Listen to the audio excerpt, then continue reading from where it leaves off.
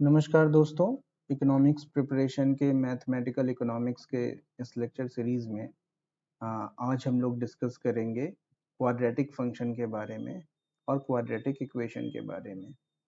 इसके पहले दो लेक्चर्स में हम लोगों ने रिलेशंस और फंक्शंस की चर्चा करी, फिर उसके बाद टाइप्स ऑफ फंक्शंस के अंतर्गत हमने लास्ट क्लास में लीनियर फंक्शन की चर्चा करी थी। उसी क्रम में आज हम लोग क्वाड्रेटिक फंक्शन से आगे बढ़ेंगे। जिन्होंने वो वीडियोस नहीं देखे हैं, आप कृपया उसे देख लें। आइए शुरू करते हैं आज हम लोग अपना डिस्कशन क्वाड्रेटिक फंक्शंस के साथ। क्वाड्रेटिक फंक्शन, देखिए क्वाड्रेटिक फंक्शन क्या है बेटा। अगर हम इसे नॉर्मल तौर पे बताने की कोशिश करें तो मैंने कहा कि let us suppose f of p is equals to p square plus 4p minus 5। ये एक क्वाड्रेटिक फंक्शन है। ये कैसा फंक्शन है बेटा? क्वाड्रेटिक फंक्शन है। क्यों क्वाड्रेटिक इसे कहते हैं? देखिए, जो हमारे वेरिएबल्स होते हैं, वेरिएबल की जो मैक्सिमम पावर होती है उसके आधार पे हम बताते हैं कि कोई इक्वेशन लीनियर है कि क्वाड्रेटिक है या पॉलिनोमियल है। तो जब वेरिएबल की मैक्स पावर 2 होती है तो उसे हम लोग क्वाड्रेटिक कहते हैं। तो यहाँ पर p की अधिकतम पावर क्या है? 2, इसलिए ये एक क्वाड्रेटिक फंक्शन है। अब as per the definition of function, we have to map this p values into the y values or the f of p values। अर्थात जैसा कि इसके पहले हम लोग फंक्शन के डेफिनेशन में बता चुके हैं कि फंक्शन क्या होता है बेटा। फंक्शन इज सिंपली कि जो हमारा वेरिएबल p है that should be mapped into y और the output value। सपोज ये f of p और कुछ नहीं बल्कि y है, तो ये जो p वैल्यूज हैं इनकी मैपिंग y में जब हो जाएगी तो वही हमारा फंक्शन कहलाता है। तो आइए समझते हैं कैसे। मैंने कहा कि p वैल्यूज हैं और y वैल्यूज हैं, या इसी को हम लोग f of p भी कहते हैं। तो अगर हमने कहा कि किसी समय p की वैल्यू जब हम -2 लेते हैं तो f of p हमारा क्या हो जाएगा? इस पूरे फंक्शन के में हम p की वैल्यू -2 अगर रखेंगे then we will find that output value will become -9। इसी तरीके से मैंने कहा कि अगर हम p की वैल्यू को 0 रख दें सपोज, तो अगर हमने इसकी वैल्यू को 0 रखा तो p की जगह पर पूरा 0 हो जाएगा, बचेगा क्या? -5। फिर उसके बाद मैंने कहा कि चलिए इसकी वैल्यू हम 1 रख देते हैं। अगर p की वैल्यू हमने 1 रखी बेटा तो यहाँ पर p की मैपिंग जो होगी वो 0 के तौर पे होगी, क्योंकि p की वैल्यू जब हम यहाँ पर 1 रखेंगे तो ये पूरा +5 -5 कट के कैंसिल आउट होकर के वो 0 हो जाएगा। तो इस प्रकार से हम क्या देख रहे हैं? इस प्रकार से हम ये पाते हैं बेटा कि this quadratic can yield infinite solution. क्या कह सकते हैं कि this quadratic can give infinite solutions. क्यों इनफाइनाइट सॉल्यूशंस क्यों है बेटा? क्योंकि आप p की जो भी वैल्यू रखते जाएंगे उन सभी वैल्यूज के लिए हमें कुछ ना कुछ आउटपुट वैल्यू मिलती जाएगी, और इस तरीके से इसका जो सॉल्यूशन होगा वो इनफाइनाइट सॉल्यूशन होगा। बिकॉज ये -2 के लिए -9 एक सॉल्यूशन को दिखा रहा है, 1 के लिए जब p की वैल्यू 1 होगा तो आउटपुट वैल्यू 0 होगा, ये किसी अन्य सॉल्यूशन को दिखा रहा है। इस तरीके से हमारे पास इनफाइनाइट नंबर ऑफ सॉल्यूशंस हो सकते हैं। Now, but in reality, we generally concerned with the meaningful solution। हमें क्या चाहिए होता है बेटा कि meaningful solution क्या है? That is determining the we can say the meaningful values of the output variable under given scenario। तो हम क्या करते हैं ऐसे में कि हम क्वाड्रेटिक फंक्शन को to get the meaningful solution we equate the quadratic function. हम क्या करेंगे बेटा? क्वाड्रेटिक फंक्शन को इक्वेट कर देंगे 0 से। क्या करेंगे? क्वाड्रेटिक फंक्शन को इक्वेट कर देंगे 0 से। Then this will give us the quadratic equation. This will give us the quadratic equation. अब क्वाड्रेटिक इक्वेशन क्या है, आइए उसका डिस्कशन करते हैं। पर पहले हम लोग समझ लेते हैं। मैंने कहा कि अगर f of p is equals to 0 कर दिया मैंने, तो ये क्या हो गया बेटा, ये हो गया हमारा quadratic equation. f of p की वैल्यू क्या थी, f ऑफ p था हमारा p square plus 4p minus 5 is equals to 0। अब अगर इसको हम फैक्टराइजेशन के थ्रू सॉल्व करेंगे, so we can write it like p square plus 5p minus p minus 5 is equals to 0, और we can write it like p plus 5, फिर यहाँ पर -1 अगर कॉमन कर लेंगे तो p plus 5 यहाँ भी आ जाएगा, and we can get this p plus 5 and p minus 1 is equals to 0, which gives the values, two values of p, एक तो -5 हो जाएगा and +1 हो जाएगा। है बात समझ में। अब ये जो दो वैल्यूज आई हैं p की, -5 और +1 बेटा, these values are known as the solutions of quadratic equation. These values are known as the, तो इसको हम क्या कहेंगे, these are known as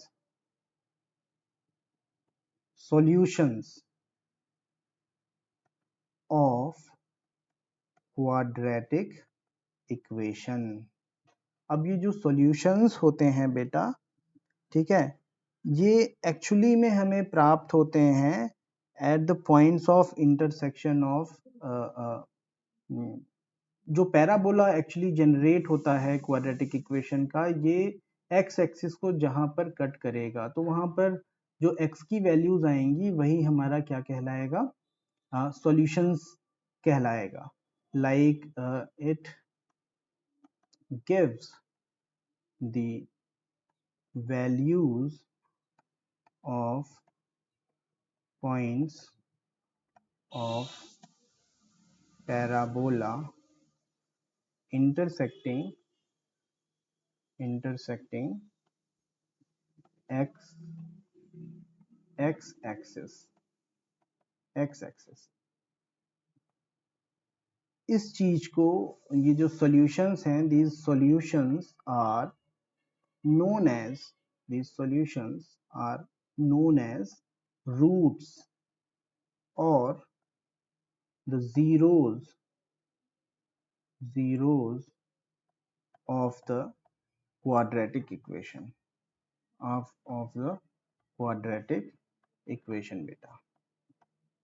ठीक है, तो यहाँ से हमें क्या पता चला कि ये चीजें हमने जाना कि क्वाड्रेटिक इक्वेशन की जो वैल्यूज हैं, अर्थात यहाँ पर जो p की वैल्यूज हैं 5 और 1, -5 और 1, ये हमारा क्या है, ये हमारे रूट्स कहलाते हैं या जीरोस कहलाते हैं ऑफ क्वाड्रेटिक इक्वेशन, या यही हमारे सॉल्यूशन ऑफ क्वाड्रेटिक इक्वेशन होते हैं। और ये वैल्यूज हमें कहाँ मिलते हैं, ये वैल्यूज हमें एक्स एक्सिस पर मिलते हैं। कहाँ मिलते हैं बेटा, एक्स एक्सिस पर मिलते हैं। तो आइए इस क्वाड्रेटिक इक्वेशन को हम लोग ग्राफिकली समझने की कोशिश करते हैं। तो suppose we have this Cartesian plane, here we are measuring p and here we are measuring f of p। तो यहाँ पर दो सॉल्यूशन मिले बेटा, क्या क्या मिला, एक तो -5 मिला, ठीक है, सो सपोज दिस इज -5, और कार्टेशियन प्लेन में यहाँ पर y की वैल्यू क्या हो रही है, 0, तो दिस गिव्स अस -5 एंड 0, और यहाँ पर हमको क्या मिला है, 1 एंड 0। ठीक है बेटा, तो अब जब हम क्वाड्रेटिक इक्वेशन सपोज, अरे सॉरी, पैराबोला जब हम यहाँ से ड्रॉ करेंगे, so this will pass from these 2 points, okay, this will pass from these 2 points, और यहाँ पर ये जो -5 है और ये जो 1 है, on the x axis, are roots of the quadratic equation. Okay, अब हम लोग समझने की कोशिश करते हैं कि general form of quadratic equation असल में क्या होता है. So the general form of quadratic equation, general form में जब हम क्वाड्रेटिक इक्वेशन को लिखते हैं बेटा, तो वो होता है a x square plus b x plus c, where a b c all are constant and belongs to the real number, and a must not be equal to 0. अच्छा, ऐसा क्यों कह रहे हैं कि a 0 के बराबर क्यों नहीं होगा बेटा? क्योंकि जैसे ही a हम 0 के बराबर कर देंगे, ये पूरा फ्रैक्शन क्या हो जाएगा, ये ए एक्स स्क्वायर वाला पूरा टर्म क्या हो जाएगा बेटा, ये 0 हो जाएगा. And this will lead to the linear equation. Quadratic जो है वो लीनियर इक्वेशन में बदल जाएगा. तो यहाँ पर a 0 के बराबर ना हो, ये एक मैंडेटरी कंडीशन है. ओके, चलिए अब बात आती है सॉल्यूशंस की. जब हम सॉल्यूशन की बात करते हैं बेटा, सॉल्यूशन ऑफ क्वाड्रेटिक इक्वेशन की बात करते हैं, तो इसको हम लोग निकालने के लिए श्रीधराचार्य फॉर्मूले का यूज करते हैं. कैसे निकालते हैं? हम यहाँ पर जनरल फॉर्म में सपोज ए को कॉमन कर लिए, तो यहाँ पर बचा हमारे पास x square plus b by a x plus c by a is equals to 0. अब जब इसको हम पूरी तरीके से सॉल्व करेंगे बाय सॉल्विंग दिस, मैं उसके डेरिवेशन में अभी नहीं जा रहा हूँ, आगे के लेक्चर्स में हम लोग जब डिटेल में पढ़ेंगे तो डेरिवेशंस को देखेंगे. तो by solving this we arrive at Sridharacharya formula, Shridharacharya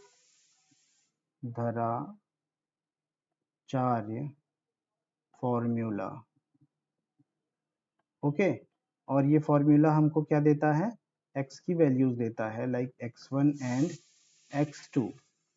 और ये किसके बराबर हो जाएगा बेटा, minus b plus minus under root b square minus 4ac upon 2a.